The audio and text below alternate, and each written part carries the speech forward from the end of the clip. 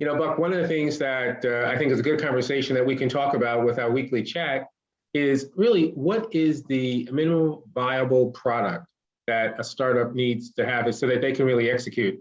I know it's a challenge for a FinTech CEO and founder to really determine and to get to an MVP, so many challenges that they're confronted with. What's your thought and observation with regards to this whole aspect of a startup rolling out their MVP? Mm-hmm. Mm-hmm. Yeah, MVP is a very important concept. And in fact, till a few years ago, maybe most of the fintech founders were not even considering that. So what used to happen is the product that used to come out from a fintech startup, they used to try and put everything into that the entrepreneur was thinking about, not really understanding the sequencing of the features, what needs to come when, not having the concept of a roadmap, to say that, okay, this is what I do today, this is what I do tomorrow. So that concept was not there, and it used to make life very difficult. So essentially, not trying to do everything on day one is the whole idea behind this term MVP. What is the minimum product that you need to do that is viable to be put out in the market and some customer will be ready to pay for it? That's very that's true. So what are some of the challenges that you've seen? What are some of the observations that you've seen with regards to the whole concept of a fintech rolling out their MVP, and what are the challenges that has impacted their growth and momentum? Mm-hmm. Yeah, I think the biggest challenge is the entrepreneur not realizing or understanding what is the place that his or her product is going to have within the overall space of the customer. And that learning begins after people start, go out in the market and start selling or start meeting prospects, consultants, customers. So then what happens is that, oh, you have got a nice product, but how do you do customer onboarding? Mm-hmm. So the entrepreneur goes back to the drawing board, tries to add something. Then they say, yeah, all this is great, but what about AML KYC? Because, without anti-money laundering, know your customer, OFAC check, without those kind of things nowadays, nothing is going to production in the bank. You know that more than I do, right?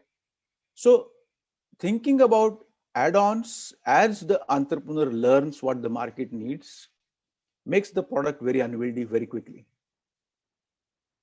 So to know what your product is, but what is the overall space in which it is going to work, so that consciously you think about building an ecosystem of technology partners whom you can leverage to deliver an end-to-end solution that the customer needs.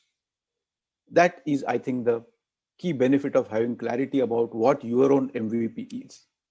Let me take an example, maybe, especially I think an example would be very helpful. Yeah, our business people will probably, see that more easily. Let us say we have got a great entrepreneur that we are working with. He has come up with an idea to, enable micro investments. People who are spending some small amount of money, along with that, they can say, okay, take $2, put it in some mutual fund. So today, for such a small micro investor, really speaking, the market is not ready to, have formal channels for doing that. So this guy is putting something together great. And then as he was doing, he said, okay, but for me to, for me to make this happen, I need to become a registered broker. So he started thinking about becoming a registered investment broker. Then he was talking to somebody, said, okay, but this is great, but how are you going to actually make a person send that money to you? So why don't you think of issuing your own credit card? So this guy started running after, oh, how do I issue a credit card?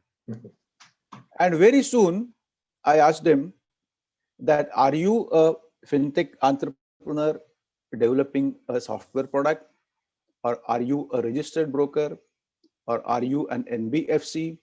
Or are you a credit card issuer? Or are you a bank? Who are you?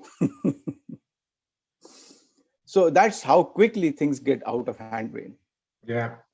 You know what, this whole conversation, Buck, reminds me of a conversation that we had earlier with regards to, fintechs really understanding their strengths, weaknesses, opportunity, and threats, doing their own SWOT Yep, analysis, understanding the ecosystem, what exists in the market, and really what does that fintech want to deliver as an end product.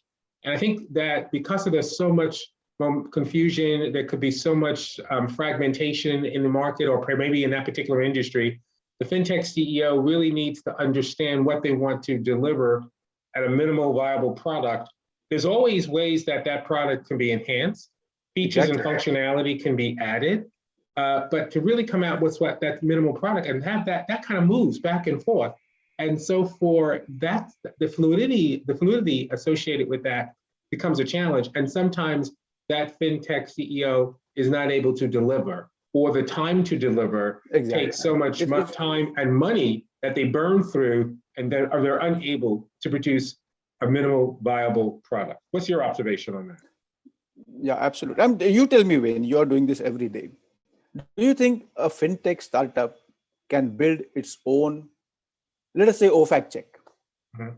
or anti-money laundering check or a know your customer form? Because that is an ocean in itself. Yeah. You One of the challenges that I've seen as with fintechs is that they have a very good concept and idea of what they want to deliver that product in the marketplace. Mhm. But when you circle back of all the moving parts that are necessary to deliver that product in a way that meets the regulatory and risk and all of that, that's really where there's a shortage, fall Exactly. short of that expertise or collaboration. And that's one of the big things that kind of come with many fintechs, the inability to really collaborate with subject matter experts that are in the industry that can help them build that product so that it's not only viable, but also sustainable. It's hard.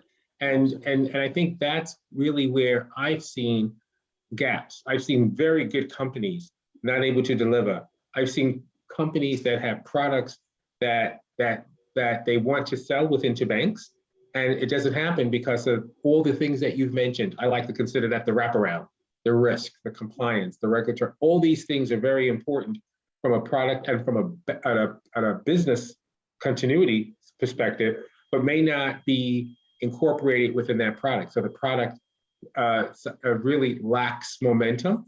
And we use that term vapor, Absolutely. vapor. Exactly. And in fact, that is why nowadays, last maybe year and a half, I have started telling our entrepreneurs that think about MVP as standing for three different things, not just minimum viable product. The first MVP that is there in an entrepreneur's mind, consciously or otherwise, is what he or she thinks of as maximum visualizable product. The whole blue sky that the entrepreneur thinks about, and he or she wants to get that whole thing quickly down into his product. And that's basically impossible, you know.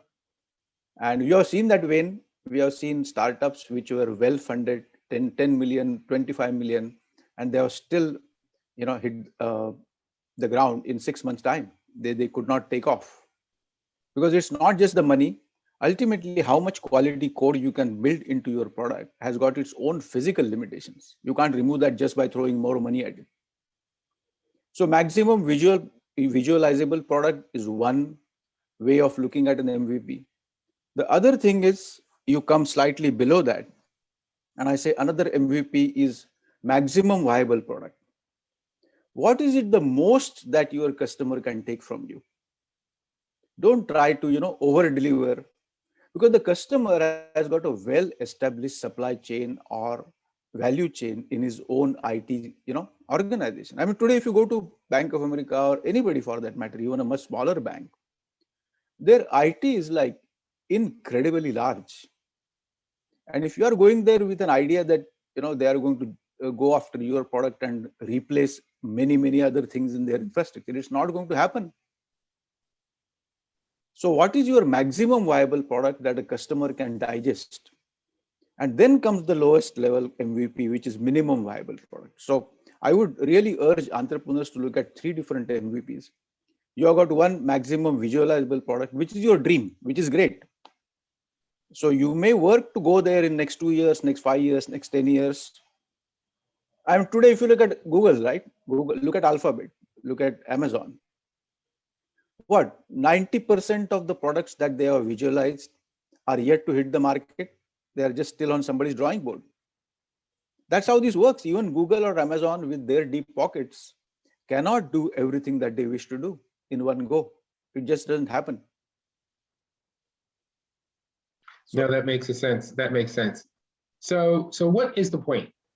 How can we help entrepreneurs, FinTech entrepreneurs, to understand what they need to deliver or produce as far as their MVP? Some of the things that we can share is very solid sound bites that you've seen, Sure. to kind of as a takeaway, as a summary.